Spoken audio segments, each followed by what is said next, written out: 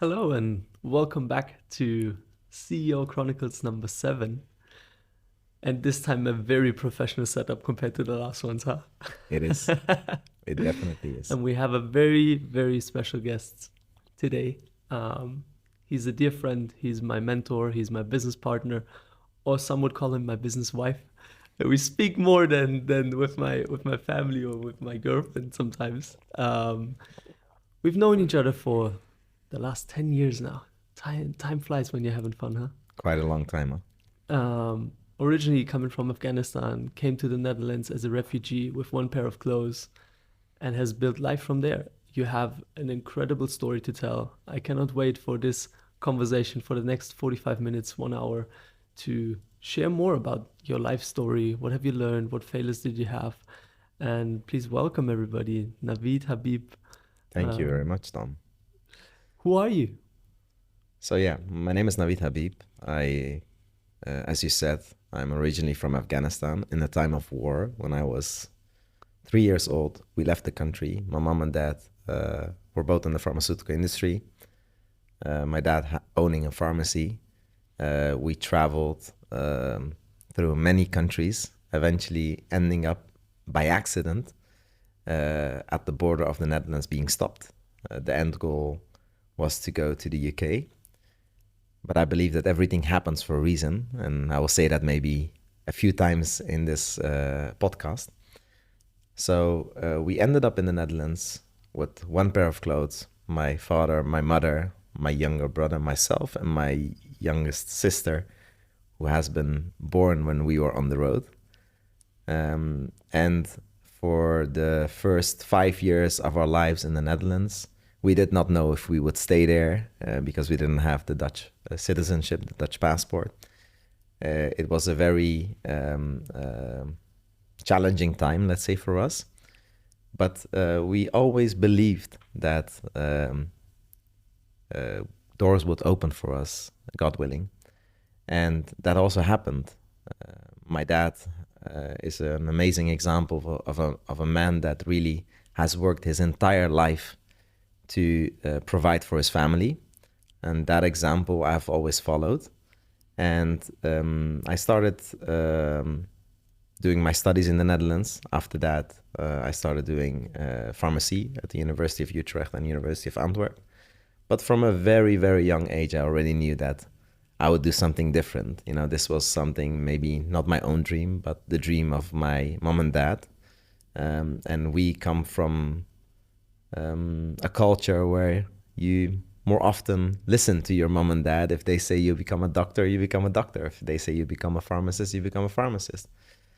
But luckily enough, I was rebellion enough to escape that route and follow my own dreams. And besides my studies, I also started my first business idea.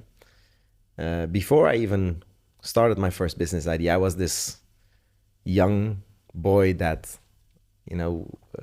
sold branded clothes on the schoolyard, even when he was 12, 13. I went to Belgium to pretty much illegally import fireworks and sell that, those kind of things, always figuring out ways, to actually to exploit my entrepreneurial mindset already at a very young age. Fast forward, now I am married with my wife, Aisha, father of 2 beautiful children, Kenan and Nora, 5 and 6 years old. And they are the center of my life, as we have always been the center of my mom and dad's life. So that example I've also followed in my family life. And for the last 20 years of my life, almost, I've been involved in a lot of industries, a lot of startups.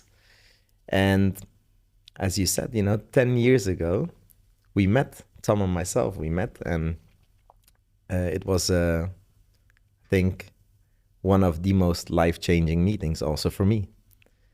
And you know how we met. It came out of a conversation where you were searching for a mentor. But that relationship grew to really a brotherhood and a friendship. And fast forward to what now partners, business partners. So that's a bit of an introduction to my life, let's say, very short. It's definitely a completely different journey, obviously, to what I had, you know. Growing up in a very stable family, my mom is a teacher, my dad was also in the pharmaceutical industry, but I grew up in a very stable, safe environment. And obviously, you coming from war, that is a completely different experience. How long were you guys on the road? For years, it was a long journey. Was quite a difficult journey also. I think we could easily write a script for a movie, definitely. And maybe one day I will do that. So, or write a book about it. But it was quite challenging. My father was shut down in the time of war. And my mother, my younger brother, my mother being pregnant also, we left. We had to leave my dad. And that was a very tough thing for my mom to do, obviously. Leaving somebody behind and the most caring and the most loving person, your husband, your partner in crime in life.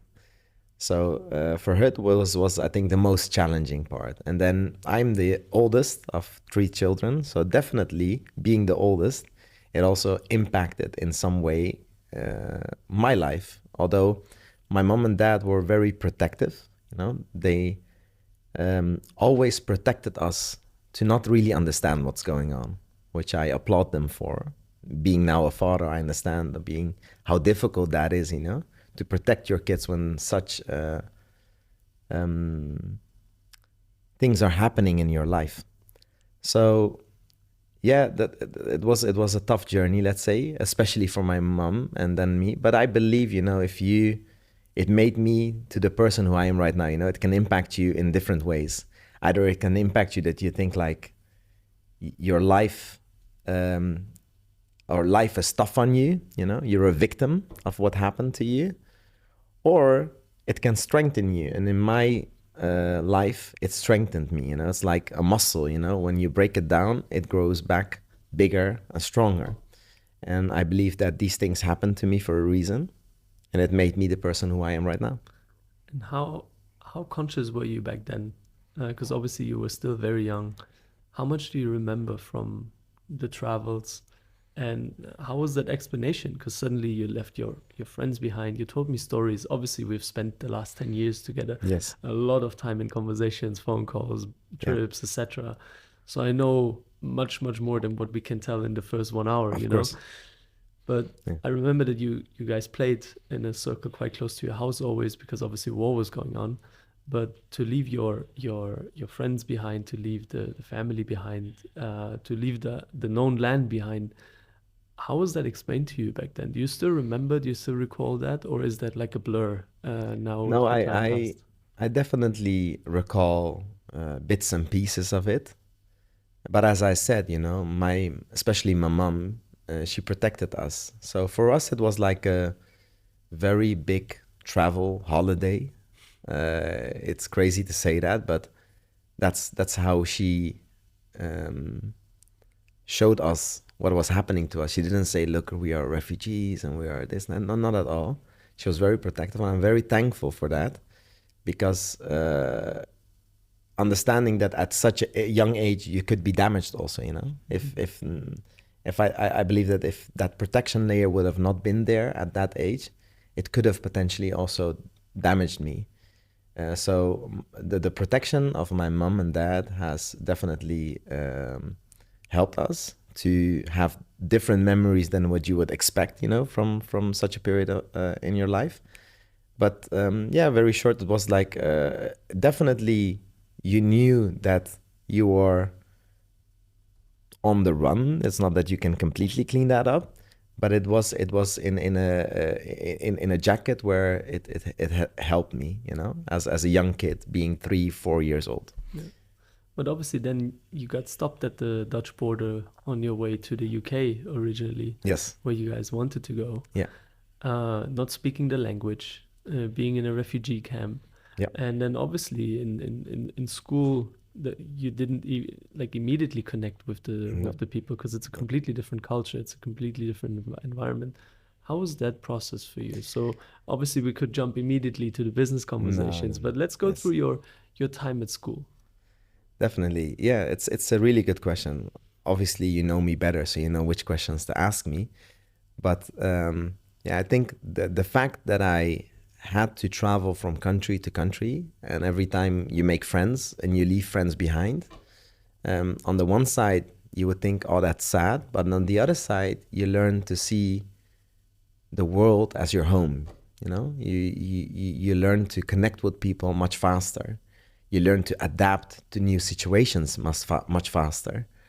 So looking backwards now, connecting those dots, you know, those things what happened to me back then made me the person who I am right now, you know. And actually in a much younger, a much earlier stage of my life, when I was, let's say, 7, 8, 9, 10 years old, it helped me to connect faster with people and with different breeds of people, different types of people. It was not like what you see a lot of times, that people, they just connect with people who they look like or who they think alike. And for me, everybody was equal.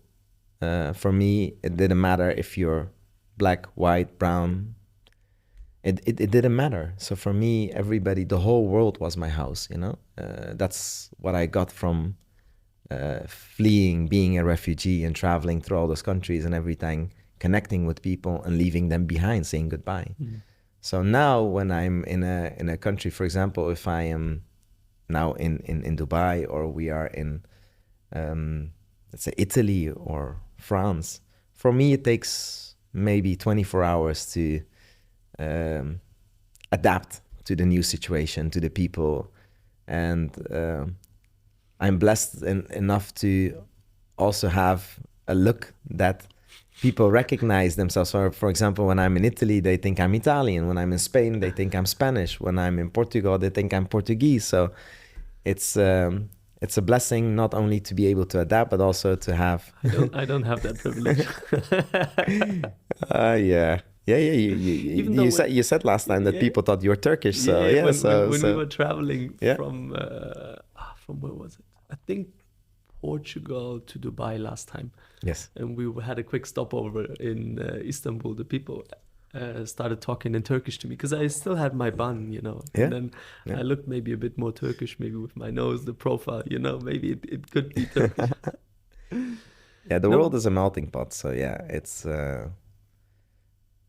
changing. You know? Definitely. No, then let's move one step closer or one step forward in terms of timeline. Obviously, you being the oldest in your family, and your father coming from a family of 11 children, like a lot of family members. I remember you had 1,200 people at your wedding, and you called it was a small one, you know. Yeah, that was my wife's side, most of them, but yeah, it was a big wedding, yes. No, but do you believe that, like, being the oldest and your father initially not being with you guys when you were in Holland, that this was also the reason why you needed to survive and create and do business and make money in different ways and like drive and take the train to Belgium? Do you think that was rooted in this experience, or where did that come from? How did this grow? Yeah, so being the oldest, not even experiencing what I've experienced, is a special position in a family always, especially from the background where I come from. Please, we have time. Please explain more. How is it in your culture? So from a cultural standpoint, in the Asian countries, more often they see the oldest son as the pillar of the family. They rely on him to actually lead the family. That's what it is. So often you see that's a difference with the Western culture. You see that there is a certain responsibility that the parents should have that the eldest son gets, actually. You know, it's been transferred. To give an example, when we came to the Netherlands, by the way, my dad was with us when we came to the Netherlands. My dad joined us a year after traveling, so we came together to the Netherlands. That's a whole different story, which I can explain you a bit more in depth. But they didn't know the Dutch culture, the European culture, what's going on the high schools, because they didn't experience that. So when my younger brother or sister had asked them something, to go somewhere, to do something, etc., to come to say like, I am coming home that and that time, I'm going with this and this person, often they said, go ask your brother, you know?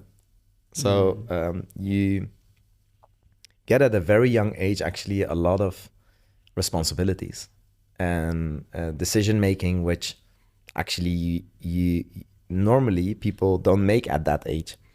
Being 14 and have to make that decision, like where your younger brother is allowed to go or younger sister is allowed to go, it's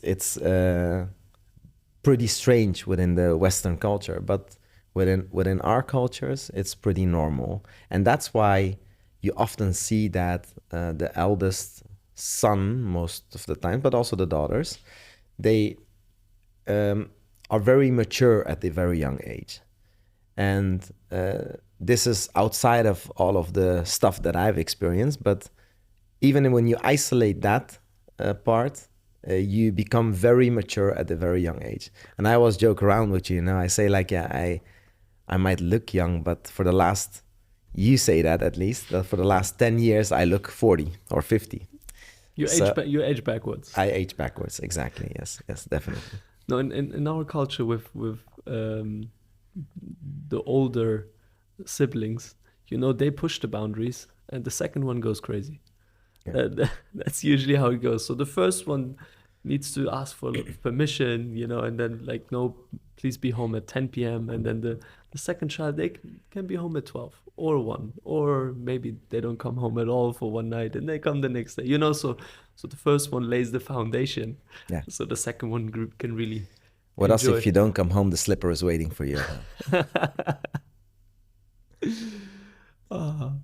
No, it was always interesting for me. Obviously, we had so many conversations about different cultures, different backgrounds. Also, for me to realize that, and that came actually very late. I remember that we had the conversation when you told me that you were living with your parents until you were married. Exactly. Yeah. That was crazy for me. Yeah. So not because you're not financially in a position not to do that, or emotionally or not mature enough. It's our culture. Yeah. So when you get married, you leave your parental home. And for me, it has been a blessing actually to have that foundation. It assisted me until the stages in my career that I was very comfortable to not have any fear, of being there alone. So on the one side, you have this foundation, which is at home built. You can fall back on that. And on the other side, you get the responsibilities to be mature enough to be able to make bigger decisions. So I think from family point of view, the way it's structured, it worked extremely well for me. Yeah, to be honest, I'm starting to appreciate that more and more, because I've obviously also through you gotten more introduced to the tradition and the culture where you're coming from, and it made me appreciate really what in which environment you are being raised or you're growing up, and the way you teach your kids, the values that you bring. Because for me, it was different. When I was 18, I said 88 out the gate, I'm off. I flew to New Zealand, like the furthest point away that you can get from Germany, obviously, because I was like, I had enough. I did my school, which was like with semi-attention, but this obviously.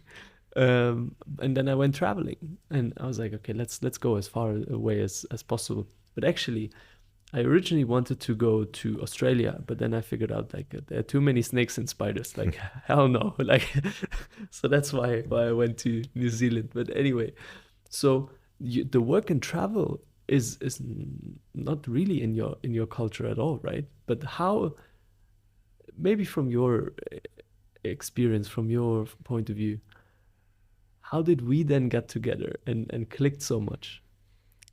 Yeah, that's a very good question. As you know, I'm religious, and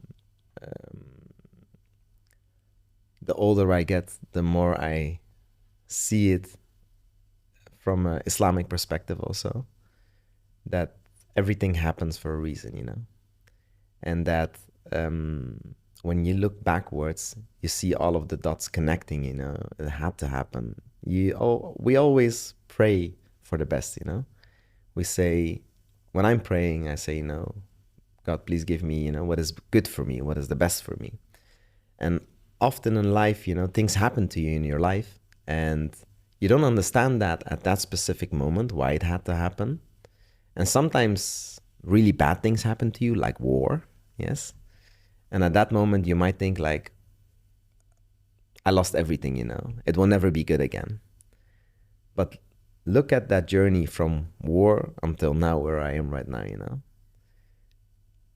and the people that I've met in my life. And amongst those people, yourself, you know, and that relationship that has been built over the last decade with you, and where we are right now, you know, as business partners.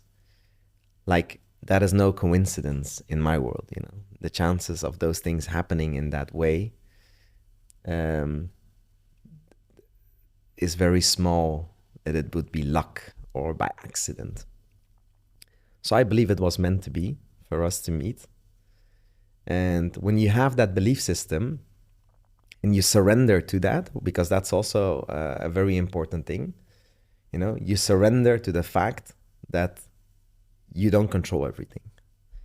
And then you start to realize that you start to see doors opening for you, you know, things happening where you don't have full control of, you know, where it's not your hard work that made that happen. So that's what I believe. It was meant to be for us to meet. Obviously, I tell people, especially when they are younger now, and ask me what my path was, or what would I do if I'm like 18 again. I always say, like, the biggest hack, and there are no shortcuts, you know, there, you have to walk the path. But if there's one acceleration point, it's having a partner or a mentor or somebody who can show you how it's done. You know, if it's in fitness, to get a coach. If it is in, I don't know, languages, you get a teacher. If it's in business, you get an entrepreneur. But to have somebody more experienced on your side, that is one of the single greatest assets I believe that you can have. But in your case, it's so different. Like, who was your mentor? Where did it came from? Yeah, before I go to my mentor, I want to applaud you, because it is not, one is searching for a mentor, but what is an amazing skill that you have is being open to be mentored, yes, and being open to learn, and getting rid of ego problems, you know, because a lot of people, the moment that they experience a success in their life, or they think they're getting very experienced, or everything is under their control, which is not, obviously, what I just explained, ego problem starts, you know. And when ego problem starts and you're not coachable anymore, it doesn't work. And every one of us can better ourselves. I can better myself on a daily basis. You can better yourself on a daily basis. What I admire in you, and I've never met anybody in my life that is so coachable and reflecting on what they do on a daily, on a weekly basis, and sometimes even on an hourly basis. So I definitely applaud you for that, of being that person that is like a sponge, you know, like you suck all the information out of people, you know, you adapt very fast, you don't let ego problems get in the way, you have an end goal, and it doesn't matter what that road would be, and how much effort it takes from you, how much change it takes from you. You know, you just put that in to get to that end goal. So, thank you. That being that, Much appreciated. Coming back to your question, who was my mentor? I've had actually a lot of mentors. In the early stage of my life, it were my biggest mentor obviously was my father. My biggest example was my father. Not knowing that at that age, because when you're younger, you think you know better, you know? Especially when there is a generational gap between you and your parents. How much older was your dad, or is your dad? My dad is 20 years older, 21, so it's not a big gap. Yeah, that is it shouldn't be a big gap in the Western European countries, but him coming obviously from a family of 11 children, and having a very different upbringing, and this family was. His brothers and sisters are all doctors, professors, you name it, you know, very high educated people. And my grandmother and grandfather were 3 years in a row father and mother of the year in Afghanistan with best educated children. So this is totally different from an entrepreneurial family, you understand? So that difference brings a generational gap. It's not per se the age difference. Mm-hmm. But also coming from an Asian country towards Europe, that also brings a generational gap with it, actually. It adds to the differences between me and my dad, the way he thinks, the way I think, etc. Although he has adapted, he's an amazing person, he has adapted himself a lot to the cultural differences within the Netherlands. He is very social, he is part of the Dutch society. He's a very hardworking man, has always been. He's good with his neighbors. So from that angle, he is adapted. But in the early stages of my life, you experience it. But in the same way I experienced the differences, now when I look back, I see how much of an influence a father has on his children, and especially a father on a son and a mother on a daughter. So he was, I think, my first and my biggest mentor. And after that, I definitely have educated myself a lot within the different industries that I was in. One of the industries that I was in was the direct sales industry. I've had a few mentors over there within American-based companies, where I learned actually the American way of thinking next to the European way of thinking. And yeah, the biggest mentor from a religious point of view for us is Prophet Muhammad sallallahu alaihi wasallam.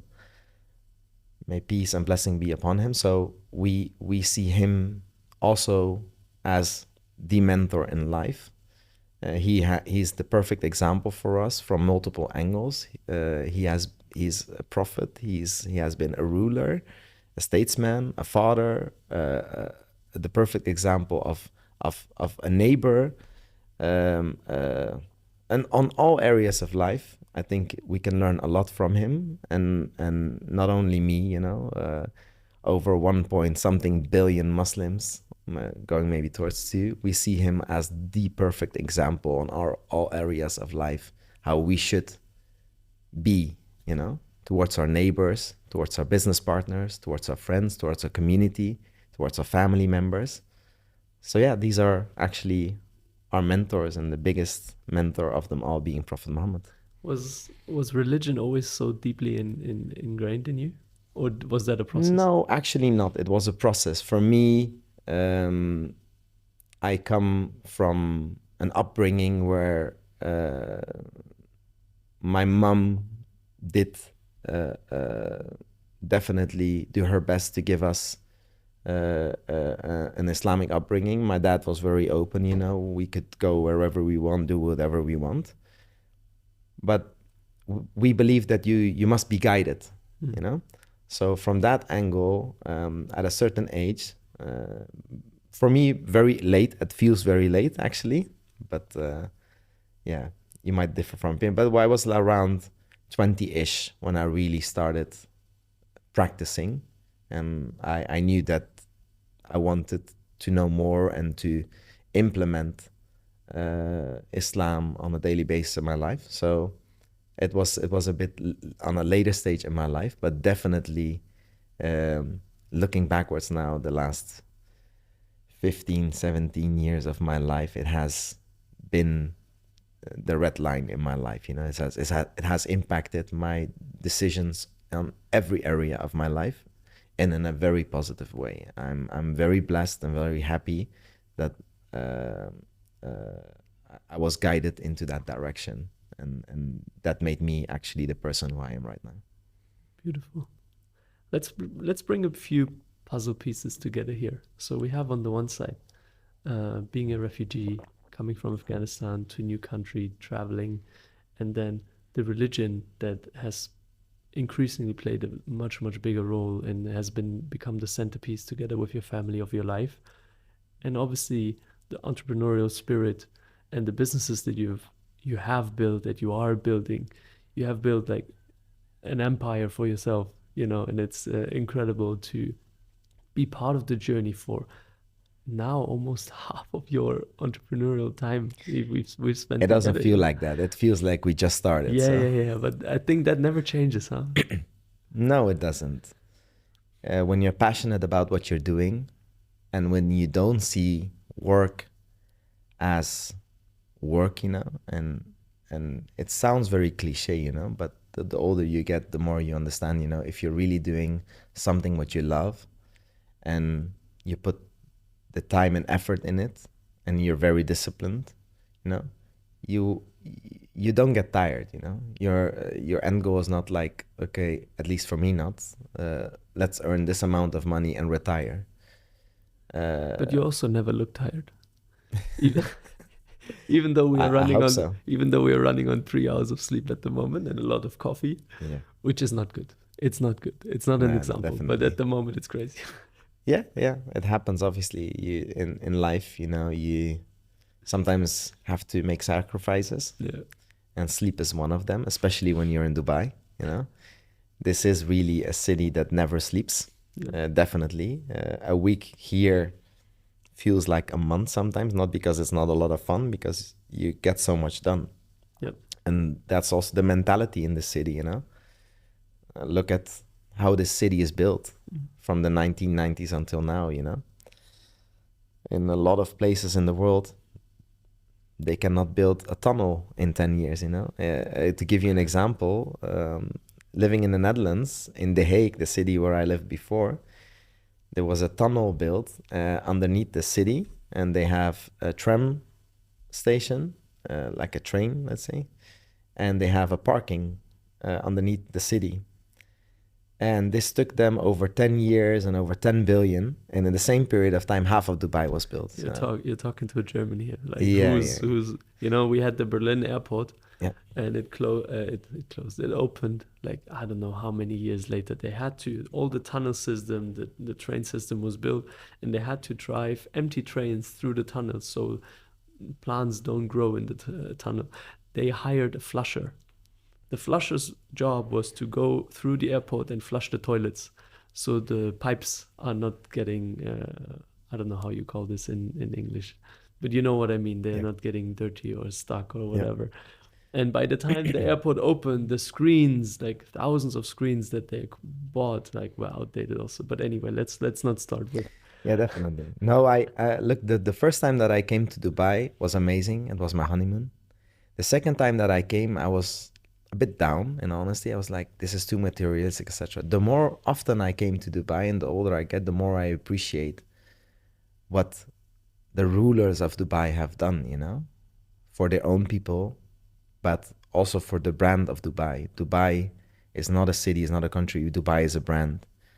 And to see the visionary leadership that the ruler have shown here, it's amazing. It's mind-blowing, you know, to see that in such a short period of time, they have built this amazing city where it's not perfect, but from a lot of angles, they come very close to perfect. You know, if you compare it with the Western European capitals, they are far ahead of them, in my opinion. And if they continue to do this and they continue to keep this mindset, you know, I think they'll definitely keep the number one spot in the world. And that mindset resonates to a lot of people, such as us, you know, because we are here to make change happen, and preferably in a very short period of time, in our lifetime at least. At least. So so being in Dubai is really very motivational also. Yeah. Even though it feels like I obviously have the environmental connection with South Africa a lot, you know, I love the sunsets there. The colors are different there. The mountains, the energy, the vibe, it's completely different. True. But also, I believe this really has been one of the biggest impacts for me, to be connected with so many diverse people. You know, if I look back now, I'm on a daily basis in contact with you. Obviously, we have a very special relationship, but also to have friends in Africa, to have people from Lebanon, our good mutual friend, you know, to know a lot of people from the UK, to know, like, our company is built completely remote. So we have employees in Spain, in Portugal, in Poland, in Dubai, all across the world. And that really has a big impact. And for us, where I come from a rather wealthy area in southern Germany. The economics and the industry, especially in the automotive sector, is fantastic. You know, you have Porsche, you have Mercedes, you have Audi, you have BMW. So a lot of people, after they finish school, they go to one of these car companies because the uncle or the cousin or the aunt are working there. And they're making good money, but they stay within the local region. And that's fine. If that is your way, do it. You know, I'm not criticizing that. If somebody's self-aware and says, for example, one of my best friends, Chris, he tried startup. He was part of our company for some time. He realized for himself that is not the way. He feels more comfortable in a different environment that is more him. I applaud him for that. It's not about building a business and traveling the world if that's not your cup of tea, you know, or cup of coffee, you know. But to develop the self-awareness, I think you need to see different places. You need to meet different people in order to even be in the position to judge if something is a good fit for yourself or not. That's why I would encourage everybody to travel, to explore different cultures, to try out different industries, try out different jobs. Obviously, you've been such an incredible impact for me since I'm 18 years old. What advice have you given to me when I was younger, which was obviously a lot, but what would you give to people that are maybe the younger audience that are just starting, have just finished school? What advice would you give to them? I think the advice that I gave you a lot, that I think has made the biggest impact, is to believe in yourself. There are a lot of talented people out there, you know, but it's within their belief system if they make it or not. So believing in yourself and believing that if you put in the hard work, the efforts, the time, the energy, the sweat and tears, and working on yourself, improving yourself, but the belief system is always there, you know, that it will happen. And being on the righteous path, yes. Being ethical, moral, having the right intention. Can you learn that? Yes, you can. Yeah. I think everybody can learn all of these things. No, can you learn ethics and morals? I think you need to be in an environment. Let's say you're unethical, you're extremely unethical, but you are in an environment of 6 people who are extremely ethical. I think definitely you can learn that. You will lose your bad traits, and slowly you will learn better and good traits. So that immediately brings me to the point that the people who you are surrounded with is extremely important. So one, you need to have an extremely good belief system. Second, you need to surround yourself with the right people. We say, show me your friends and I will tell you who you are. So I think those two are the most important things. Surround yourself with the right people and have a belief system. And the third thing is to always search for peace, you know, be in a peaceful position. If it is in a relationship with your wife or girlfriend, if it is in a relationship with your father, mother, family members, if it is in a business relationship, aim for peace. And this is where Islam comes in. Islam is a religion of peace. The end goal is to have peace, to have harmony. And I think if you can achieve in your life peace, whatever that may mean for you, the peaceful spot, peaceful position in your life, then I think you're a winner. It's incredible how peaceful life can be if you have the right people around you, huh? Definitely. I think having the right people around you is a very blessed position to be in. And traveling so much and doing so much business and getting to know so many people around the world have shown and learned me how valuable those few people are that bring inner peace or peace to your life. And I think we can only live this very chaotic, sometimes lifestyle, because we have peace for ourselves and we have peace in our very close circle. Otherwise, you know, there's so many distractions around you, like clubbing and partying and traveling and whatever, cars and everything. There's so much distraction. But if you have the right people, the right partner around you that is constantly grounding you, the foundation is there to have a bit more chaotic business life, I would say. Yeah. You need to balance it out. Yeah. Definitely. Especially when you're building a startup, such as yourself and us, we as a team right now, you need that balance. I think the most important thing that I can tell people who are in a startup is to enjoy the ride, you know, like to really be as much as possible in a peaceful place. It's hectical, it's hard work, it's tough. But let's say you're successful, yeah, in a few years from now. The one thing you would blame yourself for in a few years from now is looking back and not enjoying the ride. Not being in the moment, you know, constantly thinking what this, what that, the stress factor. So my job in our relationship is constantly to remind you to enjoy, to have faith, to believe that it will happen. If it's meant to be, it will happen. And you have explained people obviously what Azqira means. It's about risk. Risk is all of the things that you get in life, you know. If it's the relationship with your spouse, the business relationships. So if these relationships are peaceful relationships, this is risk that comes from God.